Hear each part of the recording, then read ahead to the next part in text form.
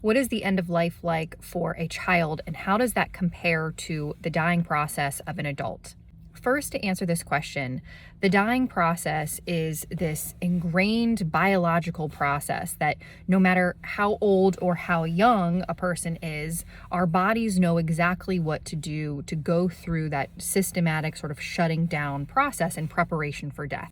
And so with the child, you're going to see a lot of those things. You're going to see that they're still sort of withdrawing in ways from their life. They have less energy. They have less strength. They're not going to be moving around as much. They're going to become more tired. They'll lose that hunger and thirst sensation. Their appetite is going to decline. They may experience those end-of-life visions. You'll see different changes in breathing. You may hear that rattling noise.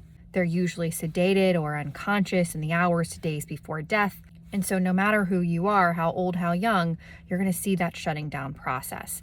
Saying that, just like adults, every person is different. And so that's going to make every dying process different as well, every journey different as well.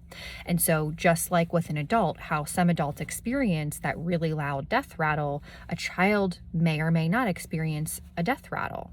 In my personal experience with children, and I will say I haven't had as many experiences with children dying than I have with adults and older adults, but what I can share about my experiences with children personally is that with children, I tend to notice that in my experiences, they've been a little bit more awake, alert, and aware in the hours to days before they die compared to the adults and older adults that I've experienced. One child in particular really followed the exact sort of dying process that I would see in an adult, but the other children that I've experienced have had a little bit more awareness and were able to communicate with their parents in the hours before they died. My name is Katie Duncan. I'm a nurse practitioner and an end-of-life coach. If you're interested in our death doula training, you can find out more in our free training at deathcarecoach.com. Our next certified end-of-life practitioner cohort starts in September, just under 2 weeks away.